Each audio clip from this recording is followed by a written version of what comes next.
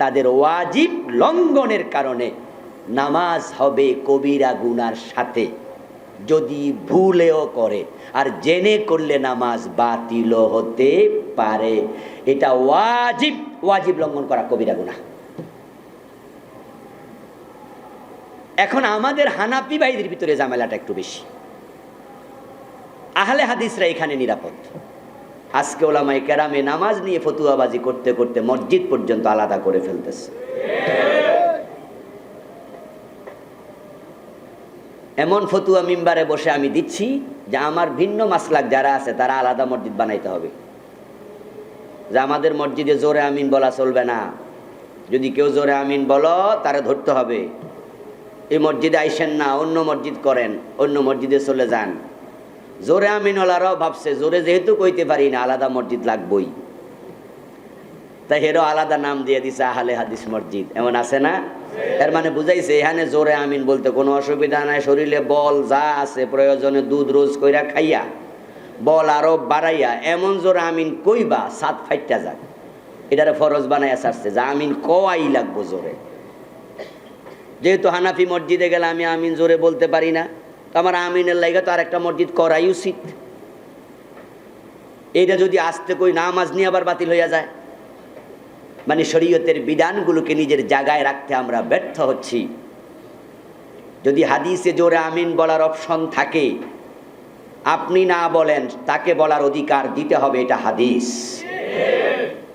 আপনাকে কে অধিকার দিল আপনি বলবেন যে মসজিদ থেকে বের হয়ে যা? মসজিদকে আপনার না আপনার বাবার? মসজিদ কার? ইন্নাল মাসাজিদা লিল্লাহ, মসজিদ আল্লাহর, এই জন্য ওয়াকফ করা লাগে।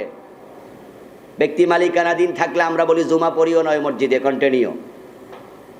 দুই একটা জুমা হতে পারে, মসজিদের কাজ চলছে, বিকল্প জায়গায় নামাজ হয়, সেটা ওয়াকফ নাই, আমরা বলি সেখানে আপাতত পড়ো, কিন্তু কন্টিনিউ করো না। ওয়াকফ করে দিতে হবে। ইন্নাল মাসাজিদা লিল্লাহ, আল্লাহর ঘর আল্লাহর জন্য সঁপে দাও। তা আপনি বলার অধিকার কোথায় রাখেন যে মসজিদ থেকে বের করে দিতে হবে? এই না আপনার ভাই, বাইরে কি ভাই বাইরে থেকে বের করে দেয়? বাড়ি থেকে তো বের করা যায় না। ভাই আপনজন, তার সাথে 3 দিনের বেশি কথা না বলে থাকা যায় না। সে ঝগড়া করলে আপনার সামনে যেতে হবে। এটা সেলাই রহমি বলে, সিলমান কাতাকা ওয়াফু আম্মান জলামাকা, রাসূলের অর্ডার যে তোমার সাথে সম্পর্ক ছিন্ন করে তুমি তার সাথে সম্পর্ক জোড়া লাগাও, যে জুলুম করে তাকে ক্ষমা করো। যেখানে পারিবারিকভাবে তো ভাইকে বের করে দেয়া যায় না, আপনি নিজের ঘর তাও আপন ভাইরে বের করে দিতে পারবেন না। ইসলাম কয় না করো না, এটা সেলাই রেহমি করো, কেতে রেহমি করো না। আর আল্লাহর ঘরে এসে আপনি ফতুয়া দিচ্ছেন জোরে আমিন করলে বাইর করে দেব। ও বেটারা ঠেলায় পরে আরেক মসজিদ বানাইছে। এমন ফতুয়া শুরু হয়েছে নামাজ কেন্দ্র করে, যে নামাজ আমাকে ঐক্যের শিক্ষা দেয়, ওই নামাজ আজকে বিভক্তি করে ফেলছে জাতির মাঝে, চরম বিভক্তি। আমরা এটার অবসান চাই। আমরা মুসলমানের সাথে দ্বন্দ্ব করব না, মুসলমানের সাথে আমার দ্বন্দ্ব হবে না, আমার ধর্ম দ্বন্দ্ব হবে কাফেরের সাথে। আশিদ্দাউ আলাল কুফার রুহামাউ বাইনাহুম, নামাজি আমার ভাই, আমার মুমিন ভাই। আমার সাথে দ্বন্দ্ব হবে ইহুদির, খ্রিস্টানের, নাসারাদের, যদি ধর্মীয় কারণে হয়। একজন মুমিনের সাথে ধর্মীয় কারণে কখনোই দ্বন্দ্ব আরেক মুমিনের হতে পারে না। তোমার ধর্ম এক, তুমি এক ধর্মের লোক, তুমি তার সাথে কেন দ্বন্দ্ব করো? মাসালাগত ইখতিলাফ নতুন কিচ্ছু না, এটা সাহাবীদের যুগও ছিল। এক সাহাবী একরকম আমল করেছেন, আরেক সাহাবী আরেক রকম আমল করেছেন। আব্দুল্লাহ ইবনে মাসউদ রাদিয়াল্লাহু তাআলা বারবার হাত তোলেন নাই, রফে আদায় করেন নাই। আবু হুরায়রা করছে, আবু হুরায়রা বারবার হাত তুলেছে, রুকু যাওয়ার সময় তুলছে, রুকু থেকে উঠেও তুলছে। ইবনে মাসউদ তোলে নাই। দুইজনই সাহাবী, জলিল কদর সাহাবী। দুই রকম আমল ছিল, এক দুইটা মাসআলা না, শত শত মাসআলা। কিন্তু কোনো ঝগড়া ছিল? দ্বন্দ্ব ছিল? ফতুয়া দিয়ে হেরে সরাই দিছে? এটা ছিল না। এজন্য আপনি প্রকৃত অর্থে যদি মুমিন হন, মুহাম্মাদুর রাসূলুল্লাহ ওয়াল্লাযীনা মাআহু আশিদ্দাউ আলাল কুফার রুহামাউ বাইনাহুম, নবী মুহাম্মাদের চরিত্র, তার সঙ্গীদের চরিত্র আল্লাহ তাআলা বলছেন তারা কাফেরদের প্রতি অনমনীয় আর মুমিনদের প্রতি খুবই রহমওয়ালা। যদি এই চরিত্র আপনার না হয়, তাহলে বুঝতে হবে রাসূলের সঙ্গী হওয়ার উপযুক্ত আপনি নন। একটি আইডিওলজি আমি আপনাদেরকে ঢুকিয়ে দিতে চাই কলিজা পর্যন্ত, কল পর্যন্ত। সেটা হচ্ছে আমরা বেদাতের ব্যাপারে হব আপোষহীন, কিন্তু সুন্নাহর ব্যাপারে হব উদার। কথাটা ক্লিয়ার? শরীয়তে যেটা ইবাদত হিসাবে সাব্যস্ত নয় সেটার নাম বেদাত। এটার সাথে আমরা আপোষ করব না, আমি বেদাতি হব না, কিন্তু সুন্নাহর ব্যাপারে আমি উদার হব। একটা হাদিস আপনি আমল করছেন, আমি আরেকটা আমল করছি, যদি প্রমাণ হয় আপনার পক্ষে হাদিস আছে, আমি এখানে উদার হয়ে যাব। ওকে, দ্যাটস ওকে। কাবার ইমামের পিছনে নামাজ পড়ছে, কেউ জোরে আমিন কয়, কেউ আস্তে কয়, কয় না? যারা হজ করতে গিয়েছেন দেখেছেন, আপনার পাশে দাঁড়ায় জোরে আমিন কয়ে দিছে, আপনি কি গুতা মারছেন নাকি? আর বাংলাদেশ অবস্থা হলো, যদি পাশে দাঁড়ায় কেউ জোরে আমিন কয়, হে নামাজের মাঝে ফুলতে থাকে। মানে নামাজ তো ছাইড়া দিয়া কিছু কইতে পারে না, কিন্তু নামাজের ভিতরে হে টেম্পারেচার গরম হইতেছে। বেডা আইসে করতে রে, এনে জোরে আমিন কইছে, পারলে নামাজটা ছাইড়া দিয়া ধরে কিনা। কি আশ্চর্য আচরণ আপনার! ইমাম শাফি রাহেমাহুল্লাহ জোরে আমিনের পক্ষে ছিলেন। আমাদের এই মসজিদে আমরা জোরে আমিন বলি না, অনেকে আমরা বলি না, আমিও বলি না, আমিও তো হানাফি মাযহাবের লোক। কিন্তু যদি ইমাম শাফি মসজিদে নামাজ পড়তো, তিনি কি জোরে আমিন বলতেন না? তাহলে আপনি কি উনারে ধরতেন নামাজ শেষ করে, এই মিয়া ফাইলেন কই? কে এই দায়িত্ব আপনাকে দিয়েছে? এই জন্য আমি গত জুমায় ভূমিকা বলেছিলাম, এই অবস্থার নিরসনের চিন্তা নিয়ে আমি এই বইটা লিখেছি, হাদিসের বৈচিত্র্যে পূর্ণাঙ্গ নামাজ। অসংখ্য মাসায়েল আছে যেগুলো আমাদের সুন্নাহর খেলাফ আমরা চলছি, সেগুলো আমি তুলে ধরার চেষ্টা করেছি টিকাতে এনে, যে এই বিষয়ে কোনো হাদিস পাওয়া যায় না। আর আলহামদুলিল্লাহ সুম্মা আলহামদুলিল্লাহ, বলা সহজ, লিখা অনেক কঠিন। বলার পরে কথা ফিরানো যায়, 1 মিনিটে বলে দিলাম এটা আমার ভুল হয়েছে, শেষ। কিন্তু লিখে ফেললে এটাকে মুছে ফেলা সহজ নয়, এই মেসেজটা চলে যাবে ঘরে ঘরে। এই জন্য লিখতে গেলে কোমরে গামছা বেঁধে লিখা লাগে, তথ্য তালাশ করে যাচাই বাছাই করে তারপরে লিখেছি। সুতরাং যেগুলো আমি লিখেছি যে এটা হাদিসে পাওয়া যায় না, আপনাদের দায়িত্ব হবে হাদিস খোঁজা। যদি আপনিও আমার সাথে একমত হয়ে যান যে আমিও তো অনেক খুঁজে আসলে পাই নাই, অমুক হুজুর তমুক হুজুর কইছে, এটার নাম ইসলাম না, ওই হুজুরকেও বলবেন যে হুজুর আপনি যে বলতেছেন এই আমলটা চালু আছে, তো হাদিসটা কই? কথা বোঝেন নাই? হাদিসটা দেন না, হাদিস তো আসমানে উঠে যায় নাই, হাদিসের কিতাবগুলো এখনো জমিনে আছে কিনা? কিয়ামত পর্যন্ত থাকবে, কারণ হাদিস কোরআনেরই অংশ। ইন্না নাহনু নাযালনা যিকরা ওয়া ইন্না লাহু লাহাফিজুন, আল্লাহকে কোরআন আমি নাজিল করেছি, আমি হেফাজত করব। তো হাদিস না থাকলে কোরআন চলবে না? না, হাদিস বাদ দিয়া কোরআন চল। আপনি হাদিস ছাড়া কোরআন বুঝবেনই না। কিছু আহলে কোরআন বাইরে হয়েছে বাংলাদেশে, হাদিস লাগবো না। এগুলো পথ হারা হয়ে গেছে, ভ্রষ্ট হয়ে গেছে। কারণ কোরআনে আছে ওয়ারকাউ ওয়াসজুদু, রুকু করো সেজদা করো, কিন্তু নামাজে একটা রুকু সেজদা 2টা, এটা তো কোরআনে নাই। রুকু করার সময় মাথা একটু ঝুঁকানো লাগে, সেজদার সময় কপালটা মাটিতে ঠেকানো লাগে, এটা তো কোরআনে নাই। আল্লাহ কইছে রুকু করো, এখন রুকু কি জিনিস এটা করতে হলে হাদিস দরকার আছে না নাই? তো রুকু যে একটা, এটা পাইলেন কই আপনি হাদিস ছাড়া? রুকু করতে হলে মাজা পর্যন্ত একটু ঝুঁকানো লাগে, এটা পাইবেন কই? এটা তো কোরআনে নাই। আল্লাহ কয় সেজদা করো, আপনি কোন আমি হাদিস মাদিস দরকার নাই, আমি কোরআনই যথেষ্ট। তো সেজদা করতে জমিনে কপাল ঠেকাইতে হয়, হাদিস কোরআনে দেখাও কোথায় আছে? কোরআনে তো নাই। কোরআন হলো একটি মুলাক্কাস কিতাব। ওমা ফাররাতনা ফিল কিতাবি মিন শাই, আল্লাহ বলছে আমি কোরআনে কিছু বর্ণনা বাকি রাখি নাই। তিবিয়ানান লিকুল্লি শাই, কোরআন সব সমস্যার সমাধান দিতে পারে, সব আছে। তবে কোথাও আছে সরাসরি ইবারাতুন নাস, কোথাও আছে ইশারা, সরাসরি নাই ইশারাতুন নাস। কোথাও দালালাতুন নাস, কোথাও ইক্তিজাউন নাস। আল্লাহ বলছে রুকু কর। এখন এই রুকু কেমনে করা লাগে তার ব্যাখ্যা আল্লাহ নিজে রাসূলকে শিখাইছেন। জিবরিল আমিনকে ইমাম বানায়া 2 ওয়াক্তে, সুবহানাল্লাহ। আম্মানি জিবরিল ওয়ান্দাল বাইত মাররাতাইন। রাসূলুল্লাহ সাল্লাল্লাহু আলাইহি ওয়াসাল্লাম বলেন, জিবরিল আমিন 2 বার আমার ইমাম হয়ে কাবার অঙ্গনে আমারে নামাজ পড়াইছে। হুজুর, এই যে আল্লাহ কইছে রুকু করো, রুকুটা কেমনে করা লাগে আমি সামনে খাড়াইছি আপনার ইমাম হইয়া, আপনি আমার দেখে দেখে শিখেন। সেজদা করো আল্লাহ কইছে, ব্যাখ্যা তো আল্লাহ করে নাই, আমারে পাঠাইছে ব্যাখ্যা শিখানোর জন্য। সুবহানাল্লাহ। এখন বলেন তো এবার, যদি হাদিসগুলো মিটে যায়, হাদিস পাওয়া না যায়, তাহলে কোরআনের ব্যাখ্যা বুঝবেন কেমনে? এই জন্য হাদিসগুলো আলাদা কিছু না, হাদিস কোরআনেরই অংশ। কেমনে কোরআনের অংশ?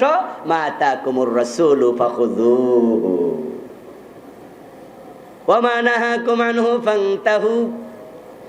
রাসূল যা নিয়ে এসেছেন, তিনি যা বলেছেন, তিনি যা করেছেন তা করো, যা তিনি না করেছেন তা বাদ দাও। কুল ইন কুনতুম তুহিব্বুনাল্লাহা ফাত্তাবিউনি। আল্লাহকে ভালোবাসতে চাইলে আমাকে অনুসরণ করো। এখন রাসূলের হাদিস বাদ দিলে অনুসরণটা করবেন কেমনে? এই জন্য আল্লাহ তাআলা কোরআনের যেমন হেফাজত করেন, তিনি হাদিসেরও হেফাজত করেন। হাদিসগুলো জমিনে এখনো আছে, আজকে আছে কিতাব আকারে। কিন্তু ইমাম বুখারী যখন বুখারী লিখে নাই, তখন হাদিসগুলো ছিল মুহাদ্দিসদের কলবের মাঝে, সুবহানাল্লাহ, সিনার মাঝে। হাদিসের কিতাব লেখা হয়েছে বিশ্বনবীর ইন্তেকালের 100-200 বছর পরে। সাহাবায়ে কেরামের যুগে লেখা ছিল খুব কম কম। কোন কোন সাহাবী অনুমতি নিয়ে লিখেছেন। রাসূলুল্লাহ তার যুগে নিষেধ করেছিলেন, লা তাকতুবু আন্নি গায়রাল কোরআন, ফামান কাতাবা আন্নি গায়রাল কোরআন ফালিয়ুমাহিহু।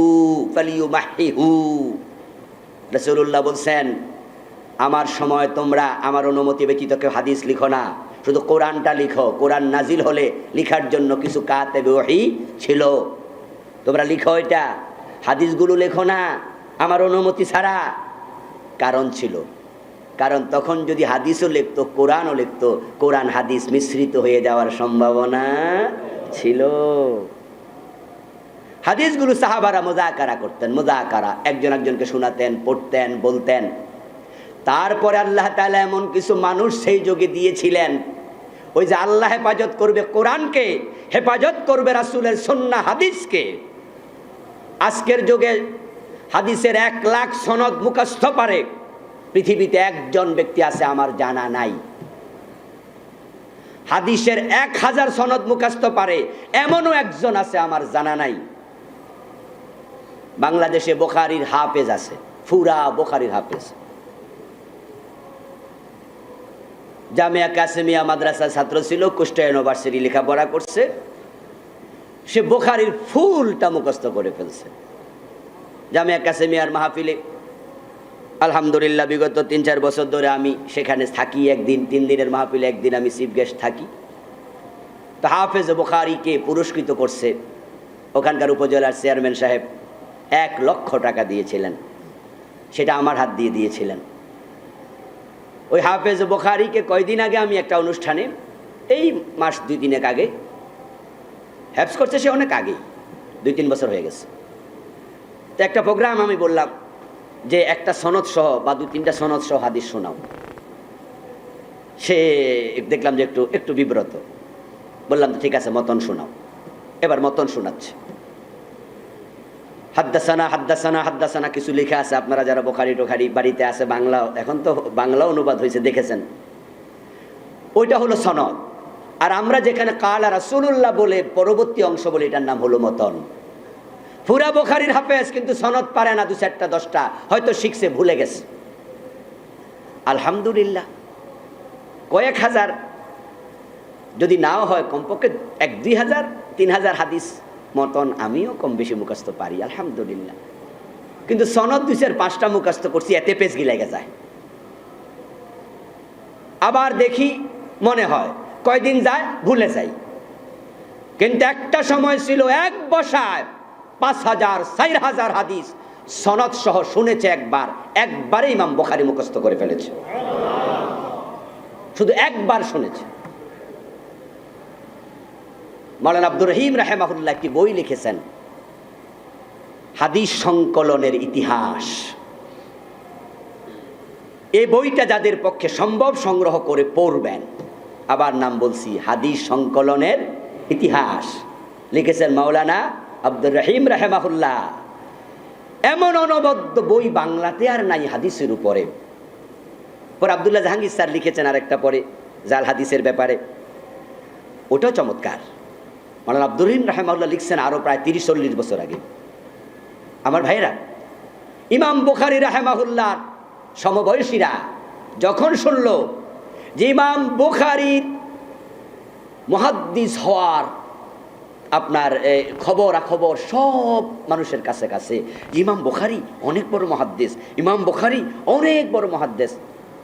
ওনার ক্লাসমেট কয়েকজন শুইনা তারা বলল, কি রে, একসাথেই তো লেখাপড়া করলাম, এক উস্তাদের কাছেই তো হাদিস শুনলাম, ওর এত শোহরত, ও নাকি এত হাদিস মুখস্থ পারে, আমরাও তো পড়ছি, কই আমাদের তো মনে নাই, ভুলে টুলে গেছি। 10 জন একত্রিত হলো, সমবয়সী 10 জন একত্রিত হয়ে বলল, চল ইমাম বুখারীর কাছে একটু যাচাই করি কেমন মুখস্থ রাখছে। 10 জনে মিলে 10টা হাদিস বলল যে সনদ উল্টাইয়া, মতন উল্টাইয়া, বাপের জায়গায় ফোলা লাগাই দিমু, ফোলার জায়গায় দাদা লাগাই দিমু, এমন উল্টামু। তারপরে উনার কাছে গিয়ে বলবো যে আমি কিছু হাদিস শোনাবো, আপনি একটু দেখেন তো কোনো ভুল আছে কিনা, দেখি ভুল ধরতে পারে কিনা। যদি দেখি যে ঠিকঠাক ভুল ধরে দিছে, তাহলে বুঝবো উনি যে আসলে বড় মুহাদ্দিস। পরামর্শ মোতাবেক তারা গেল, যাইয়া ইমাম বুখারী রাহিমাহুল্লাহকে বলতেছে যে আমরা তো আপনার ক্লাসমেট, চিনছেন। ইমাম বুখারী রাহিমাহুল্লাহ চিনবো না কেন, আপনারা তো আমার সমসাময়িক ক্লাসমেট, একসাথে পড়ছি, কেন কষ্ট করে আমার কাছে আসছেন? বলে আমরা কিছু হাদিস শোনাতে আসছি, ভুল ত্রুটি যদি হয় একটু সংশোধন করে দেবেন। ইমাম বুখারী রাহিমাহুল্লাহ বললেন যে ঠিক আছে পড়েন। তো একজন শুরু করলো, উনি যেভাবে চিন্তা করে আইছে এইভাবে উল্টায়া পাল্টায়া একটা হাদিস শেষ করলো, একবার সনদ থেকে মতনের শেষ পর্যন্ত শেষ করে এবার বলতেছে, জি বলুন। ইমাম বুখারীর নাম হচ্ছে মুহাম্মদ, কি নাম? বলুন মোহাম্মদ সাহেব বলেন। ইমাম বুখারী কয়, 10 জন মিল্লা কি একটা হাদিস লই আইছেন? কয় না, আমরা 100টা নিয়ে আইছি, আমি 10টা। কত আপনি শ্বাস করলেন কেন? কইতে থাকেন না, কই এটার ভুল ধরে দেন, কইটি পরে ধরমুনি, আপনি কোন আগে।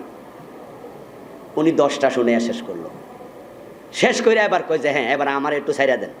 কই জি না, পরের জন শুনান। এইভাবে 10 জনে 100টা হাদিস শুনাইল ইমাম বুখারী। শোনার পরে 1 নাম্বার সিরিয়াল থেকে 100 নাম্বার সিরিয়াল পর্যন্ত কোথায় ভুল সবগুলো বলে দিয়েছে। মনে রাখলো কেমন?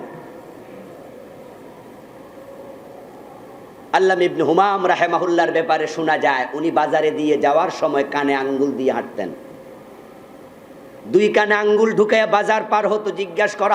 জিজ্ঞাসা করার পর উনি বললেন যে আমার ব্রেন হলো ক্যাসেটের মতো, মানে যেটা শুনি এইটাই বসে যায়। তো বাজারে কত বাজে কথা হয় এগুলো পরে মনে হয়, এই জন্য কানে আঙ্গুল দিয়ে যেন সব জিনিস না ঢোকে।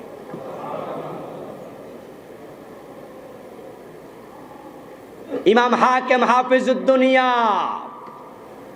রাসূল সাল্লাল্লাহু আলাইহি সাল্লামের যত হাদিস সবগুলো সনদ সহ পাঠত। কোন মুহাদ্দিসরা বলেন হাদিসের সংখ্যা 10 লাখ, কেউ বলেন 8 লাখ, কেউ বলেন 6 লাখ, অনেক। ইবনু হাজার আল আসকালানী রাহিমাহুল্লাহ 1 লক্ষ হাদিসের হাফেজ ছিলেন। যারা মতন জানে, সনদ জানে না, ইলমে হাদিসের পরিভাষায় তারা মুহাদ্দিস না। আমরা যারা মুহাদ্দিস কয় নামে তালে তালে কয়। আমরা তো মাহফিলে গেলে মুফাসসিরে কোরআন নাম দেয়, আসলে কি আমরা মুফাসসির? এত সোজা?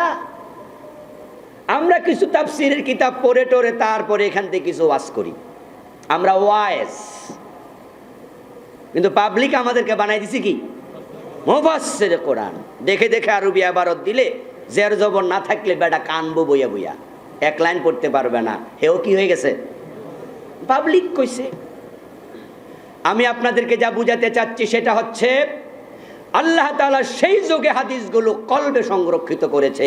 এমন কিছু আল্লাহর বান্দা আল্লাহ পাঠাইছে যাদের স্মরণ শক্তি ছিল প্রখর।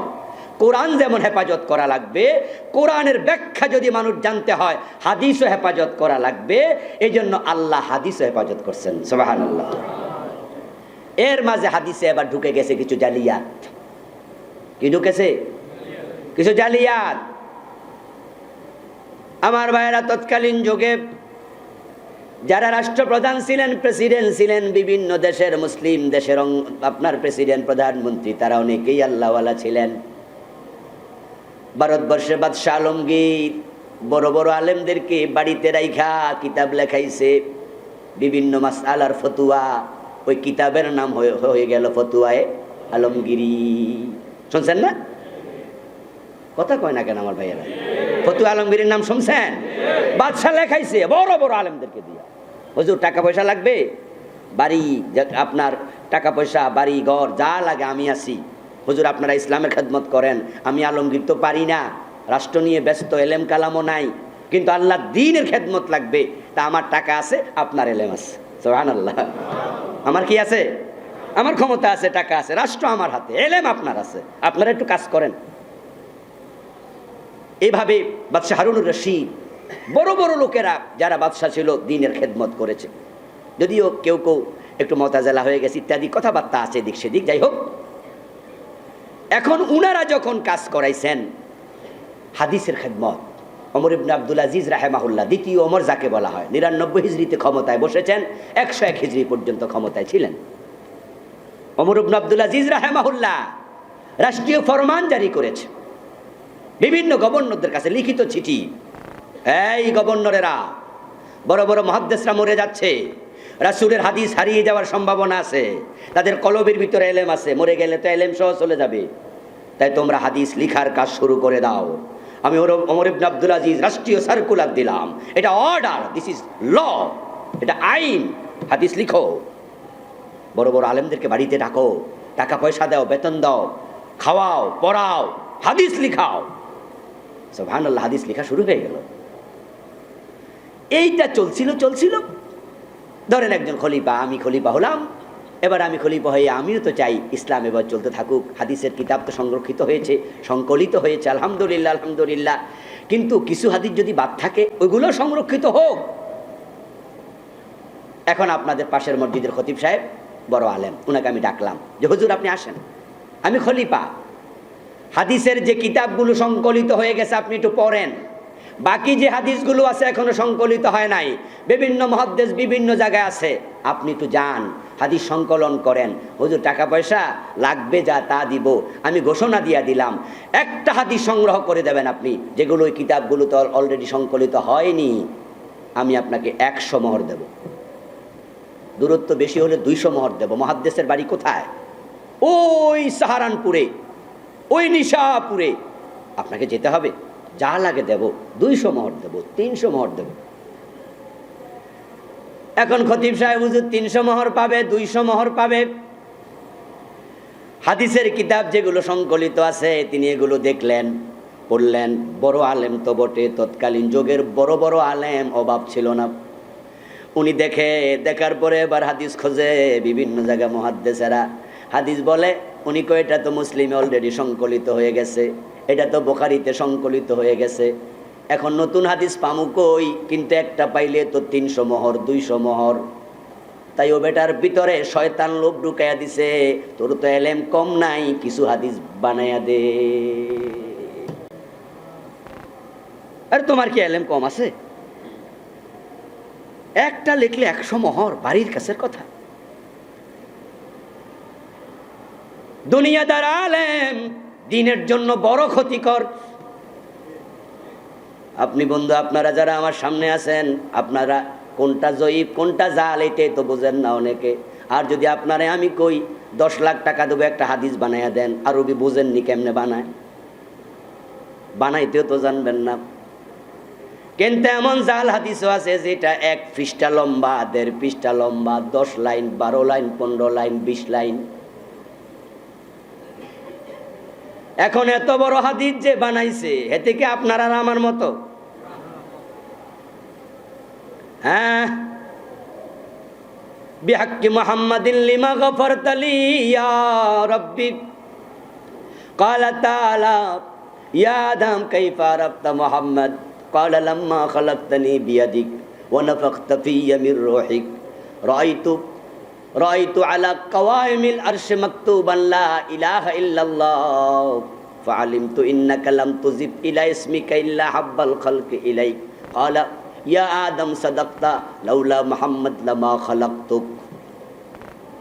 আমি প্রায় 5 লাইন লম্বা একটি হাদিস শোনালাম। আচ্ছা, এই হাদিসটা আপনারা কইতে পারবেন? কেউ কেউ এখানে 2-1 জন যারা আলেম আছে তারা হয়তো পারবেন। কারো 1 সপ্তাহ সময় দিলেও মুখস্থ করে কইতে পারবেন। আর কাউকে যদি আমি বলি যে আপনারা আমি 2 লাখ টাকা দেবো, আর একটা 5 লাইনের হাদিস বানাইয়া দেন, এ মইরা যাবে, বানাইতে পারবে না। কারণ এমন শব্দ এত সুন্দর, এইভাবে মিলাইয়া হাদিস বানাইতে অনেক এলেম দরকার আছে না নাই? তো জাল হাদিস যারা বানাইছে তারা দুর্বল আলেম না। এখন জাল হাদিস বানাইয়া কি কাম করছে? ওই সামনে দিয়া সনদটা লাগাই দিছে। এখন এবার খলিফার কাছে আসছে, হুজুর আমি অনেক ঘুরছি সারা দেশে, হাদিস তো মোটামুটি সংকলিত হয়েছে, তবে এই 20টা নতুন, এটা বুখারীতেও নাই, মুসলিমেও নাই, আবু দাউদেও নাই, তিরমিজিতেও নাই, থাকবো করতে তো বাজে হাদিস। কথা বোঝেন? এটা বানাইছে মেড ইন হোম। কোথায় বানাইছে? হ্যাঁ, মেড বাই সেলফ, নিজে বইয়া ঘরে বানাইছে। কোথায় থাকবে হাদিসের কিতাবে? এখন খলিফা কি মুহাদ্দিস? কথা কিন্তু কইতে হইব। খলিফা কি মুহাদ্দিস? তো খলিফা তো নতুন হাদিস পেয়ে খুশি। তো ধরেন 220টা হাদিস আনছেন, 200 করে মোহর, 4000 মোহর নেন, উনি তো খুশি। এখন খলিফা এবার এই হাদিসের কিতাব বানাও, কিতাব বানাও। আমার ভাইয়েরা, শয়তান জাল হাদিস বানাইছে, কিছু না বুঝে কেউ কেউ বলছে, পাবলিক এটাকে হাদিস বলে চালাইয়া দিছে। হুব্বুল ওয়াতানি মিনাল ঈমান, দেশপ্রেম ইমানের অঙ্গ। এটা কোনো একজন ব্যক্তির মুখের কথা, কিন্তু আমরা লাগাই দিছি আল হাদিস। কি লাগাই দিছে? অনেকে ওয়াজের মাঝে কইলা বুখারী, শুধু হাদিসে কয় না, এমন কিতাবের নাম কয় যেটা শুনলে কাঁপুনি ধরে। ওরে বাবা, বুখারীতে আছে। হুজুর কইছে, কি কইছে? আসাদুল জিহাদ জিহাদুল হাওয়া, আসাদুল জিহাদ জিহাদুল হাওয়া। কঠিন যুদ্ধ হলো নিজের মনের সাথে যুদ্ধ করা। এখন হুজুরের ওয়াজ শেষ, শ্রোতারা কয় হাদিস না হইলে তো হুজুর কইতো না, অথচ হুজুর তো কালা রাসূলুল্লাহ বলে নাই। এখন এটা মনের সাথে যুদ্ধ করা বড় জিহাদ আল হাদিস, অথচ এটা একটা কবির কবিতা। আসাদুল জিহাদ জিহাদুল হাওয়া ওমা কারুমাল মারউ ইল্লাত তাকা। অনেক লম্বা কবিতার 2টা লাইন। বিভিন্নভাবে জাল হাদিস ছড়িয়ে গেছে। শুকরিয়ার ব্যাপার হলো হাদিস আল্লাহ সংরক্ষণ করবেন, এই জন্য এমন কিছু মুহাদ্দিস পাঠাইছেন, কোনটা জাল, কোনটা যঈফ, কোনটা মুরসাল, কোনটা মুদাল, সব কিছু লেখার যোগ্যতা আল্লাহ তাদেরকে দিয়েছেন। তারা সহি থেকে গায়রে সহি আলাদা করে দিয়ে গেছে। আপনার টেনশনের কারণ কি? সব তো আলাদা আছে। এবার বলছি, এবার আসি ফিরে আবার আগের জায়গায়। এখন আপনার হুজুর কোনো মাসালা বলবে, আর আপনি বলবেন হুজুরে কইছে, দরকার কি? হাদিসের কিতাবগুলো জমিনে এখনো আছে না নাই? আল্লাহ এগুলো এখন কাগজ আকারে সংরক্ষিত করছেন। আপনি জিজ্ঞাসা করেন কোথায় পেলেন? জবাব যদি না পান, তাহলে কোনো হুজুরের কথা দিয়ে ইসলাম চলবে না। ইসলাম চলবে কোরআন এবং হাদিস দিয়ে, ঠিক কিনা? আমরা হুজুরকে সম্মান করব, ইজ্জত দেব, কিন্তু তার কথা গ্রহণ করব না যদি কোরআন হাদিসের সাথে না মিলে। ওই হুজুর যদি পুকুরের উপরও হাঁটে, হাওয়ার উপরও উড়ে বেড়ায়, তাও আমরা ধোকায় পড়ব না। হ্যাঁ, বাবে রহমত খুলে আছে, হুজুর বসে আছে একবারে মতিঝিলের ভালো জায়গায়, গেলে কলবে গুতা দিলে কলব লড়ে। আর আমনে হুজুর আল্লাহর ওলি, বাবারে বাবা, এক গুতায় কলব লড়ে। হুজুরে কইছে সেজদা করতে, করো। আবুল কালাম আজাদ হুজুর কি বোঝে? হেবেটা গুতাইলি কি আর কলব লড়ে? আমার হুজুর আল্লাহর ওলি, কেরামত আছে, দেও মারে সেজদা। ইমান থাকবে তো? ও বেটা কলব লড়াইছে তাই বলে বেটা কি ইসলাম হয়ে গেছে? ইসলামে শেখে কলব লড়ানো এক জিনিস, ইসলাম আরেক জিনিস। যে জাদুকর হে শুধু কলব লড়ায় না, কল্লাও কাইটা জোড়া লাগায়। লাইস বিন সাদ রাহিমাহুল্লাহ বলছেন, ইদা রাআইতুমুর রাজুলা ইয়াতিরু ফিল হাওয়া ইয়ামশি আলাল মা ফালা তাগতারু বিহি হাত্তা তুরিদু আমরাহু আলাল কিতাবি ওয়াস সুন্নাহ। ইবনে কাসির রাহিমাহুল্লাহ এই উদ্ধৃতি নকল করেছেন তার তাফসীরে। লাইস বিন সাদ রাহিমাহুল্লাহ বলেন, যদি তুমি দেখো কেউ আকাশে উঠছে, পানির উপরে টকটক করে করে খরম পায়ে দিয়ে হেঁটে চলে যাচ্ছে, স্যান্ডেল পায়ে দিয়া, ফালা তাগতারু বিহি, ধোকায় পড়ো না, ও বেটা যাই কয় তাই গ্রহণ করো না। হাত্তা তুরিদু আমরাহু আলাল কিতাবি ওয়াস সুন্নাহ, তার কথাগুলো কোরআন হাদিসের সাথে মিলাতে হবে, তার আমল কোরআন হাদিসের সাথে মিলাতে হবে। যদি মিলে গ্রহণ করো, না মিললে এই বেটা যেই হোক না কেন ছুঁড়ে ফেলে দাও। ইমাম আবু হানিফা রাহিমাহুল্লাহর মতো ব্যক্তি বলে, আমার কথা যদি কোরআন হাদিসের খেলাফ হয় আমার কথা গ্রহণ করা যাবে না। এই কিতাবটা ইনশাআল্লাহ আপনাদের উপকার দেবে। আমি আমার মুসল্লি সবার ঘরে কিতাব চাই, নিয়ে যাবেন এক কপি করে। টাকা কম থাকলে আমার সাথে যোগাযোগ করবেন, আপনাকে আমি কমে দিয়ে দেবো। আর যাদের আছে তারা কিনবেন ভালো করে, কারণ লেখকের কিতাব কিনলে লেখক উৎসাহিত হয়, ঠিক না? এটা আপনাদের দায়িত্বও বটে। কারণ আপনি চাইলে এটা লিখতে পারবেন না, আমি চাইলে আরেকটা বড় কিতাব লিখতে পারবো না। যে যার যোগ্যতার আলোকে কাজ করেছে, 10-এর লাঠি 1-এর বোঝা। আমরা চাই নিজের অবস্থান থেকে আমরা ইসলামকে সবাই ধাক্কাইয়া সামনে আগাবো, ঠিক না? আমরা গত জুমাতে কিছু আলোচনা করে ফেলেছি, আজকে তারপর থেকে করব ইনশাআল্লাহ। হাত বাঁধার স্থান কোথায় হবে এ বিষয়ে আমাদের দেশে দারুণ মনোমালিন্য। বুকের উপরে যারা হাত বাঁধে তাদের ভূমিকা হলো মনে হয় যেন বুকের উপরে না বাঁধলে নামাজি হবে না, বলার স্টাইল। ছাত্রজীবন আমার মনে আছে, আহলে হাদিস অধ্যুষিত এলাকায় লজিং ছিলাম। তো একজন মুরব্বী আহলে হাদিসের লোক, আমি আহলে হাদিসদেরকেও ভালোবাসি, তারাও তো মুসলমান। ওই মুরব্বী আমারে বলতেছে, হুজুর এত নিচে হাত বাঁধছেন কেন? তা আমি তখন তো ছাত্র মানুষ, এত দলিল তো আর বুঝি না। ওস্তাদরা যেভাবে হানাফি মাযহাবের আলোকে, তা আমি বললাম যে এটা হানাফি মাযহাবের সুন্নাহ। উনি কয়, মিয়া যে নিচে নিচে আর একটু নিচে কি জিনিস জানেন আপনি? এত নিচে নিবেন, আর নিচে কি আছে জানেন? এত নিচে নেন কেন, উপরে তোলেন। আচ্ছা এটা কি দলিল হইল? উনি যা বুঝাইছে মনে হয় যেন আমার নামাজ বাতিল হওয়ার কাছাকাছি। আর নিচে কি জিনিস যদি লাগিয়া যায় শেষ সব।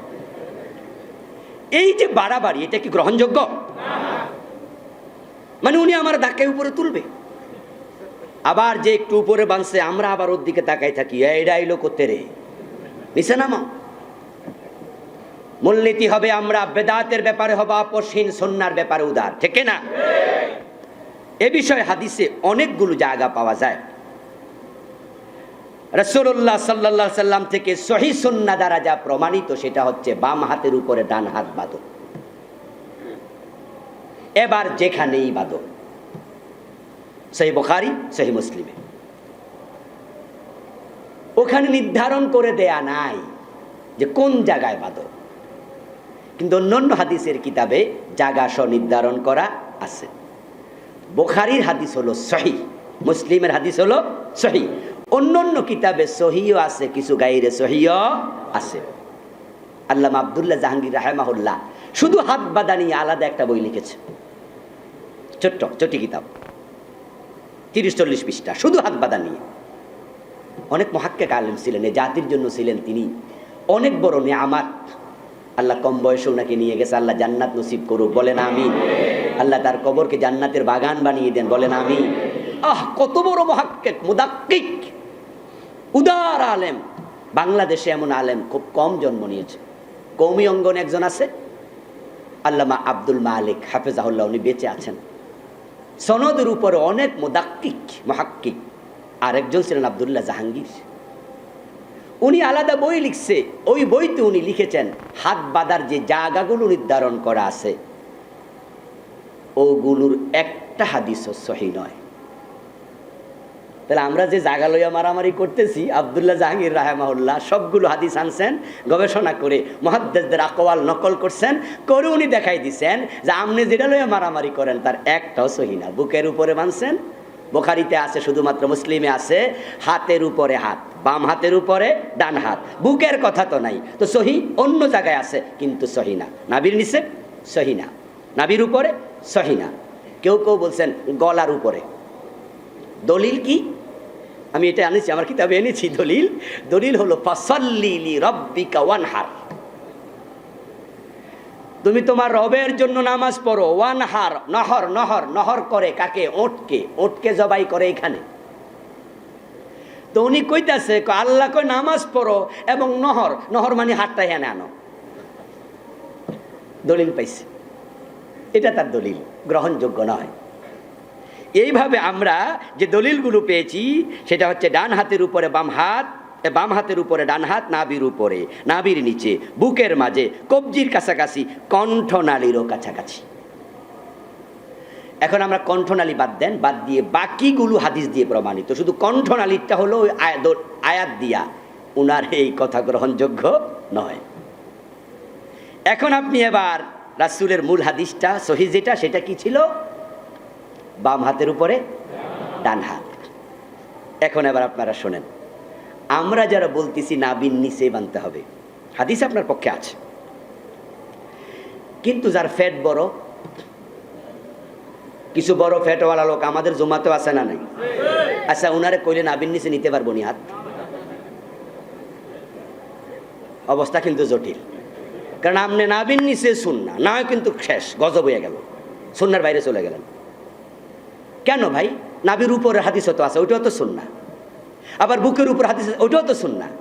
তা আপনি বলে দেন যে সুন্নাহ একটা মানলে আলহামদুলিল্লাহ, উদারতা আছে, সহিহ হাদিস হলো বাম হাতের উপরে ডান হাত। আপনি যদি আবার ডান হাতের উপরে বাম হাত দেন, এটা খেলাফে সুন্নাহ, এটা করা যাবে না। মূল হাদিসটা ছিল বাম হাতের উপরে ডান হাত দিলেন। এবার আপনার পেট যদি বড় হয়, তাহলে আপনি নাভির নিচে ধাক্কাইয়া ধাক্কাইয়া বারবার যদি নিতে থাকেন, নামাজে মনোযোগ থাকবে না নাভির নিচে মনোযোগ? না, ইসলাম আপনাকে তো কঠিন করেনি তো। বরং আপনি আপনার বাম হাতের উপরে ডান হাতটা রাখেন, যে জায়গায় রাখলে আপনি কমফোর্ট ফিল করবেন, সহিহ হাদিস আমল হয়ে যাবে। সুতরাং আজ থেকে হাত বাঁধানি আর ঝগড়া করা যাবে না। আমরা হাদিসের ব্যাপারে উদার, বেদাতের ব্যাপারে আপোষহীন। ক্লিয়ার? আচ্ছা, রাসূলের হাদিসকে আপনি নেগলেক্ট কেমনে করবেন? আপনি বা নাভির নিচে বাঁধেন, অয়েল ওকে, ভালো, আপনার দলিল আছে, এই যে হাদিস নাভির নিচের দলিল, আলহামদুলিল্লাহ। কিন্তু যে নাভির উপরে বাঁধলো বা বুকের উপরে বাঁধলো, তার কি হাদিসে দলিল নাই? যদি আপনি তাকে নেগলেক্ট করেন, তাহলে রাসূলের হাদিসকে নেগলেক্ট করা হলো, কারণ সে তো আরেকটা হাদিসের আলোকে করছে। এই জন্য দলিল ভিত্তিক মাসআলায় শক্ত অবস্থান নেবেন না, উদার অবস্থান নেবেন। সুবহানাল্লাহ, সুবহানাল্লাহ। ইসলাম কত সুন্দর, আর আমরা ইসলাম রে করলাম কি? ইমামের পিছনে সূরা ফাতিহা নিয়ে একই মাসআলা, কেউ পড়বে কেউ পড়বে না, দুপক্ষেই হাদিস আছে। কিন্তু এই ব্যাপারে ইমাম আবু হানিফা রাহিমাহুল্লাহর মাসলাক আমার কাছে সবচেয়ে গ্রহণযোগ্য মনে হয় এবং খুব উত্তম মনে হয়। ইমামের পিছনে কেরাত পড়ে আমাদের কোনো কোনো ভাইয়েরা আছে, সেটারও দুটি হাদিস আমি এখানে এনেছি, আছে। কিন্তু ব্যাপার হলো কি, ইমাম সাহেব আপনি যখন মসজিদে ঢুকলেন, দেখতে পাচ্ছেন তিনি সূরা ফাতিহা শেষ করে অন্য সূরা শুরু করছে। এখন আপনি সূরা ফাতিহা পড়বেন না পড়বেন না? যদি আপনি পড়েন, তাহলে কোরআনে আছে ওয়াইদা কুরিয়াল কুরআনু ফাসতামিউ লাহু ওয়া আনসিতু, ইমাম যখন কিরাত পড়ে তোমরা চুপ করে থাকো এবং মনোযোগ দিয়ে শ্রবণ করো। যেখানে কোরআন হবে পড়া, নরমাল জায়গা হোক আর নামাজে হোক, ইমাম পড়ছে তুমি চুপ। বিশ্বনবীও বলছেন ফাইদা ক্বারাআল ইমামা ফাআনসিতু, ইমাম কিরাত পড়ছে তুমি চুপ করে থাকো। তাহলে হাদিসে যা আছে লা সালাতা ইল্লা বিফাতিহাতিল কিতাব, মান সাল্লা সালাতান ওয়া লাম ইয়াকরা বিফাতিহাতিল কিতাব ফাসালাতুহু খিদাজুন খিদাজুন খিদাজ, তার নামাজটা ধোঁকা, নামাজটা হয় না, বাতিল। আল্লাহর হাবিব এবার আরেকটা হাদিস, মান কানা লাহুল ইমাম ফাকিরাআতুল ইমামে কিরাআতুন লাহু, ইমাম যদি থাকে ইমামের কেরাতি তোমার কেরাত হিসাবে গণ্য হয়ে যাবে। তো সূরা ফাতিহা তো হলো, ইমাম তো পড়ছে, আপনি শুনছেন, এনাফ। বা আপনি শোনেননি, ইমামের কেরাতি গণ্য হয়ে গেল। কিন্তু আপনি যদি বলেন যে না কেরাত পড়তেই হবে সূরা ফাতিহা, তাহলে ইমাম তো সূরা ইখলাস পড়ছে, আপনি এখন যদি সূরা ফাতিহা পড়েন তাহলে ইমামের কেরাত তো শোনা হলো না। আল্লাহ তো বলছে শোনো, রাসূল বলছে ফাংসিতু, চুপ করে থাকো, তা আপনি চুপও থাকলেন না, তাহলে কি অর্ডার লঙ্ঘন হলো না? এমন টাইমে আপনি গেলেন যখন ইমাম রুকুতে চলে যাচ্ছে, যাবে এক আয়াত পরে রুকুতে চলে গেছে, এখন আপনি কি করবেন? খাড়ায় থাকবেন? হাদিসের বক্তব্য হলো ইমামকে যেখানে পাও সেখানেই শামিল হও। মা ফাতাকুম ফাতিম্মু, ইমামকে যেখানে পাইছো শামিল হও। ইমাম আগে যেটা পড়েছে সেটা তুমি নিজে আবার সালামের পরে আদায় করো, দাঁড়ায়ও থাকতে পারবেন না। অনেকে ভুল করে, ইমামরা সেজদায় পাইছে যাই খাড়াই থাক, কয় যে সেজদা দিয়া লাভ কি, রাকাত তো পাইছি না, এজন্য দাঁড়ায় থাকে। ইমাম সেজদা মেজদা দিয়া খাড়াইলে অথবা বইলে উনি শামিল হয় না। না, আপনি যদি একটা সেজদা পান সেটাও দেন, আল্লাহর কাছে কোনটা কবুল হয় বলা তো যায় না। কিন্তু রুকু না পাওয়ার কারণে রাকাত গণ্য হবে না। এখন রুকু পাইলে তো রাকাত হয়ে গেল, তো সূরা ফাতিহা ছাড়া নামাজ হয় না, পড়তেই হবে। তা আপনি তো সূরা ফাতিহা পড়ার টাইম পান নাই, ইমাম তো রুকুতে চলে গেছে, এখন রুকুতে যাইয়ে কি আপনি সূরা ফাতিহা পড়বেন? অনুমতি তো নাই। হাদিসে আছে রাসূল বলেছেন রুকু এবং সেজদায় কোরআন তেলাওয়াত করিও না। একটু জটিলতা আছে, যাই হোক, এরপরও বিস্তারিত লিখে একটা সলিউশন দেওয়ার চেষ্টা আমি টিকাতে করেছি। আমিন সশব্দে না নিঃশব্দে তা নিয়ে কথা বলে ফেলেছি। তিরমিজিতে, আবু দাউদে জোরে আমিন বলার হাদিস আছে, আবু দাউদে 2টি হাদিস আছে জোরে আমিন বলার ব্যাপারে। আবার আমিন আসতে বলবেন সেই হাদিসও আছে।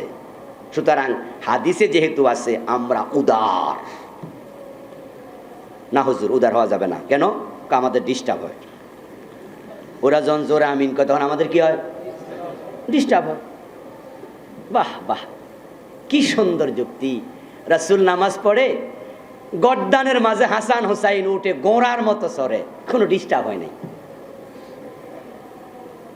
রাসূলের মেয়ে জয়নাব রাদিয়াল্লাহু তাআলা আনহার মেয়ে উমামা রাদিয়াল্লাহু তাআলা আনহাকে রাসূল কোলে নিয়ে নামাজ পড়েছেন। রাসূল যখন রুকুতে যেতেন তখন কোল থেকে নামায়া দিতেন, আবার রুকু সেজদা করে উঠে আবার কোলে লইয়া নামাজ পড়ছে, কান্দে সরছে, ডিস্টার্ব হয় নাই। কাবা শরীফে আমরা যখন নামাজ পড়ি জোরে আমিন কয়, ওখানে ডিস্টার্ব হয় না, বাংলাদেশে শুধু হয়। তোমার এমন মন কেন যে মন হালকাতে ডিস্টার্ব হয়ে যায়? এত ঠুনকো কেন তোমার মন? এই ডিস্টার্ব আমাদেরকে অনেক পিছনে নিয়ে যাচ্ছে। সেটা কি হয়েছে? আরেকটা, আল্লাহর হাবিবের বক্তব্য, বাচ্চার বয়স 7 বছর হলে নামাজ শিখাও, 10 বছর হলে নামাজ না পড়লে প্রয়োজনে পিটাও। হাদিস আছে না নাই? একবারে স্পষ্ট হাদিস, ওয়াদরিবুহুম আলাইহা ওহুম আবনাউ 10 সিনিন, পিটাও 10 বছর হলে নামাজ না পড়লে। 7 বছর বয়সে শুরু করো। এখন 7 বছর বয়সে তাকে যদি প্রশিক্ষিত করতে চান, সাথে করে মসজিদে আনা দরকার আছে না নাই? রাসূল বলছে মুরু আওলাদাকুম বিসসালাহ ওহুম আবনাউ 7 সিনিন, 7 বছর হলে তাকে আদেশ করো, অর্ডার করো, নিয়ে আসো। আচ্ছা, 7-8 বছরের বাচ্চা মসজিদে আসলে দুষ্টামি করার সম্ভাবনা আছে না?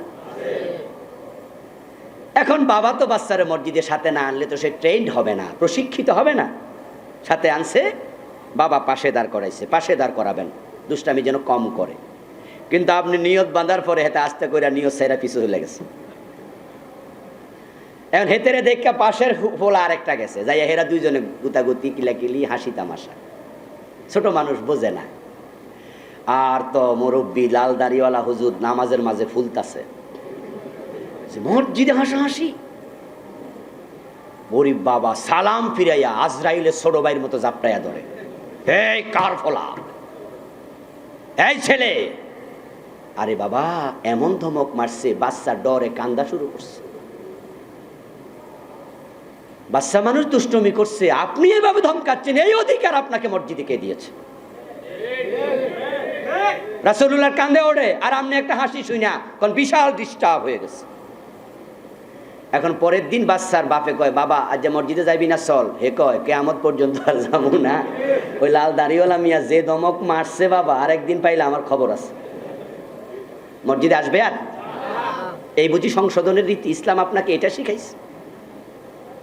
আপনার উচিত হচ্ছে বাচ্চাদেরকে মসজিদে দেখলে হ্যান্ডশেক করা, আগে সালাম দেয়া, পারলে কপালে একটা চুমু দেয়া, মাথায় হাত বুলিয়ে বলবেন মাশাআল্লাহ মাশাআল্লাহ, মসজিদে আসছো, তবে বাবা আজকে একটু হাসি দিছো তো, আমাদের কানে গেলে তো একটু নামাজে বিঘ্ন ঘটে, কাল থেকে হাসো না। যদি কালকে আইসা না হাসো, আজকে একটা চকলেট দিলাম, কালকে 2টা দিন। পকেটে করে চকলেট নিয়ে আসেন, ওই বাচ্চার হাতে দিয়ে বলেন কালকে না হাসলে 2টা দিব, পরশু না হাসলে 3টা দিব। বাচ্চারা চকলেটের আশায় হাসাহাসি আর করবে না। কেউ হাসাতে চাইলো মুখে আঙুল দিয়ে কইব এই চুপ, চকলেট 3টা।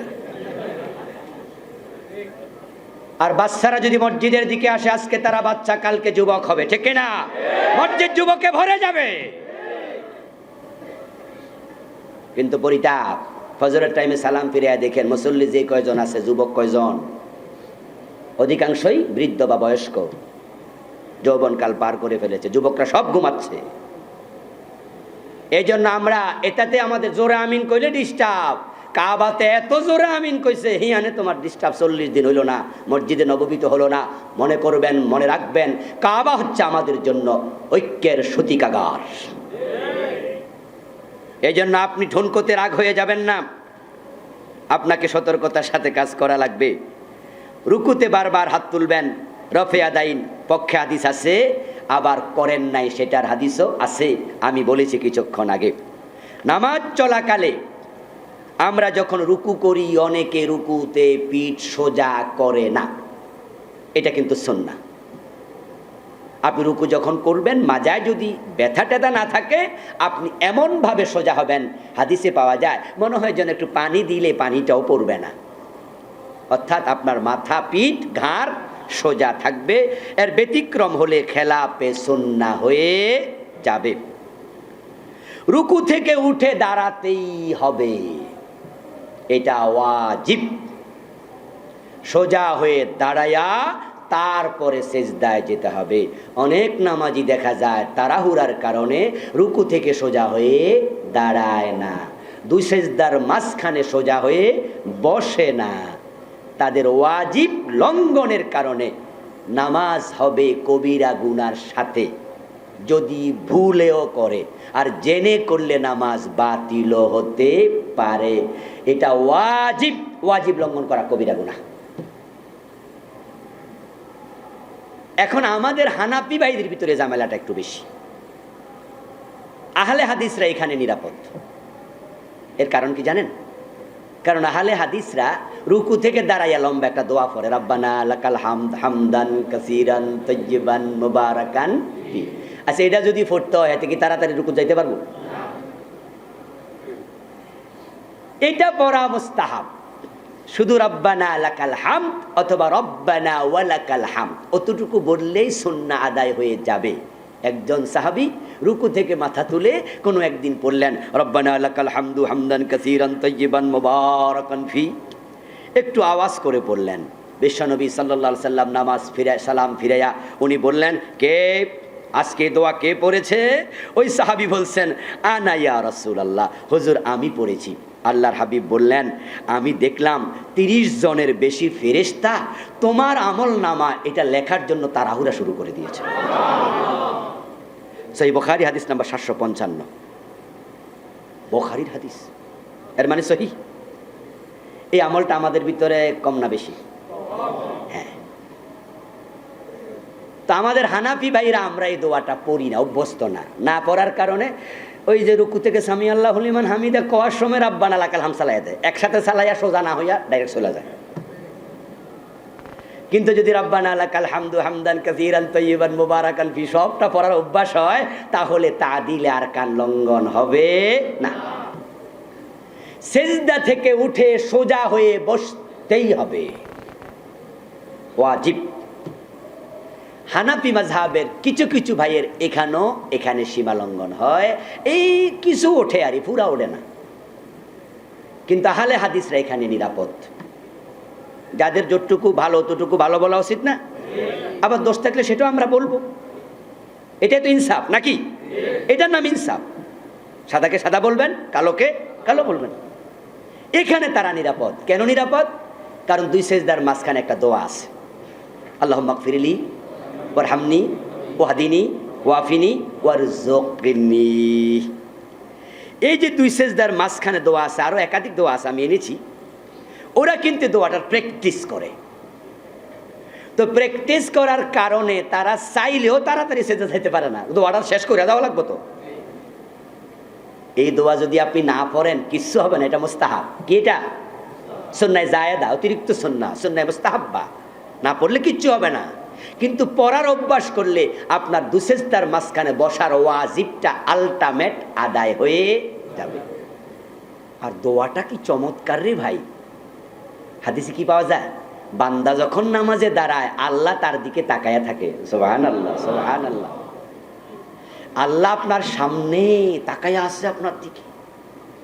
আপনি বলছেন দুই সেজদার মাঝখানে আল্লাহুম্মা গফিরলি, অর্থ কি? আল্লাহ আমারে, ওয়ারহামনি আমাকে, ওয়াহদিনি আমার হেদায়াত, ওয়ারযুকনি আল্লাহ আমারে রিজিক দিয়া দাও। রিজিক দরকার আছে না নাই? রিজিক ভালো হইলে ইবাদতে শান্তি হয়। কাদাল ফাকরু আন ইয়াকুনা কুফরা, দরিদ্রতা মানুষকে কুফরের দিকে নিয়ে যেতে পারে। অভাবে মানুষের স্বভাব নষ্ট হয়। এই জন্য হালাল রিজিক আল্লাহর কাছে আপনি চাইতেছেন কখন? নামাজে, যখন আল্লাহ আপনার দিকে তাকায় আছে। সুবহানাল্লাহ। ও ভাই, কি চমৎকার দোয়া! আহলে হাদিসে তো জিততে গেল, এখানে আমরা তো ঠকে গেলাম। আলহামদুলিল্লাহ, আমি ঠকি না, এগুলো অনেক আগ থেকে আমল করছি আলহামদুলিল্লাহ। কারণ ছাত্র জীবনে তো বুখারী শেষ করেছি, সিয়াসিত্তার কিতাব সবগুলো ছাত্র জীবনে শেষ করতে পারিনি, কিন্তু বুখারী পুরাটা শেষ করেছি। আর ছাত্র জীবনের পরে এই সবগুলো কয়েকবারই পড়েছি আলহামদুলিল্লাহ। এগুলো যখন হাদিসে পাইছি তখন আমি তো আমার ওস্তাদকে ইসলাম মনে করি না, আমার পীরকে ইসলাম মনে করি না, আমি কোরআন সুন্নাহকে ইসলাম মনে করি। তো হাদিসে দেখলাম যে দুই সেজদার মাঝখানে এত সুন্দর দোয়া, তো এটা বাদ দেবো কেন? তাড়াহুড়ার নামাজ কি সুন্দর নামাজ? মোটেও না। ধীরস্থির নামাজ। ও ভাই, আপনার নামাজ যত সুন্দর আপনার ইসলাম তত সুন্দর। এই জন্য নামাজে কখনো তাড়াহুড়া করবেন না, দুই সেজদার মাঝখানে এই দোয়াটা পড়বেন। সেজদা দেয়াতে একটি ভুল রীতি আছে, সেটা হচ্ছে কোন পুরুষও সেজদা দেওয়ার সময় হাঁটু কি বলে এটাকে, কনুই পর্যন্ত বিছায়া দেয়। আর মহিলারা তো অনেকে বিছায় না ভাই। হাদিসে সুস্পষ্টভাবে নিষেধাজ্ঞা আছে। রাসূল সাল্লাল্লাহু আলাইহি সাল্লাম বলেছেন, কি বলেছেন? ইতাদিলু ফিস সুজুদ, সুন্দর করে সেজদা করো। ওয়ালা ইয়াবসুত আহাদুকুম যিরাআইহি ইমবাসাতাল কালবি, কোন ব্যক্তি যেন কুকুরের মতো তার হাত মাটিতে বিছিয়ে না দেয়। কুকুর যখন বসে তখন তার বাহুটা একবার বিছানো থাকে না? রাসূল বললেন যে তোমার সেজদাটা এমন হবে না। মহিলাদের জন্য আলাদা কোনো হাদিস নাই যে মহিলারা বিছায় দেবে মাটিতে। দলিল কোথায়? দলিল নাই। সবার জন্য এক হাদিস। যেহেতু মহিলাদের ক্ষেত্রে আলাদা কোনো জয়ীফ হাদিসও নাই যে মাটিতে বিছায় দেবেন, জড়সড় হয়ে পড়বেন, এ বিষয়ে হাদিস আমি পরে বলবো আছে। কিন্তু মাটিতে আপনার কোনই বিছাবেন, মহিলাদের জন্য আলাদা কোনো হাদিস নাই। সবার জন্য এক অর্ডার, কোনইটা মাটিতে বিছিয়ে দেয়া যাবে না, এটা তুলে রাখতে হবে। রাসূলের অর্ডার লঙ্ঘন করে আপনি এটা করবেন, এটা হতে পারে না। এখন থেকে এটা করা যাবে না।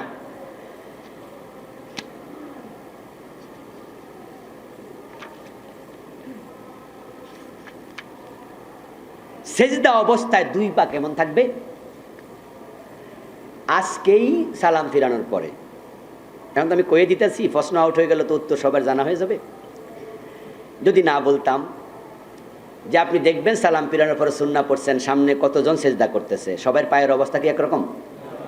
কেউ পা সরাইয়া রাখে, কেউ পা লাগাইয়া রাখে। এখন সেজদা যখন যাবেন পা কিভাবে থাকবে? হাত থাকবে কেবলামুখী, চেহারা থাকবে দুই হাতের মাঝখানে, পা থাকবে দুরকম হাদিস পাওয়া যায়। কোন মুহাদ্দিসরা বলছেন পা থাকবে ফাঁকা, কোন মুহাদ্দিস বলছেন পা থাকবে জোড়া লাগানো। দলের পক্ষে হাদিস আছে, তবে জোড়া লাগানোর হাদিসটা বেশি শক্তিশালী। পায়ের আঙ্গুল থাকবে কেবলামুখী সোজা, এবং পা দুইটা জোড়া লাগানো যথাসম্ভব কাছাকাছি। মা আয়েশা বলেন, বিশ্বনবী সেজদা দিচ্ছিলেন, আমি আমার পাশে বালিশে উনাকে পাইলাম না, না পাইয়া আমি ঘুমের মাঝে এরকম করে তালাশ করতেছি, কিরে গেল কই উনি। পরক্ষণে দেখি আমার হাত পড়েছে তার পায়ের মাঝে, তার দুই পা জোড়া লাগানো, তিনি সেজদায়। এই হাদিসকে সামনে এনে শক্তিশালী অভিমত দেয়া হচ্ছে, দুই পা জোড়া লাগাইয়ে সেজদা দেয়া, এটাই হচ্ছে উত্তম সুন্নাহ। ফাঁকা রাখার হাদিস একটু পাওয়া যায়, হালকা দুর্বল হতে পারে, ফাঁকাও রাখা যেতে পারে। আজকে এই পর্যন্তই ইনশাআল্লাহ। আমার গাড়িতে বইটা আছে, যারা গত সপ্তাহ নিয়েছেন তারা পড়ে ফেলবেন, নিয়ে ফালায় রাখবেন না। আর যারা আজকে নিতে চান গাড়িতে পাবেন ইনশাআল্লাহ। আল্লাহ তাআলা সুন্নাহগুলো আমাদের আমল করার তৌফিক দিক, বলি আমিন। যারা সুন্নাহ পড়েননি মেহেরবানি করে সুন্নাহ পড়ে নিন।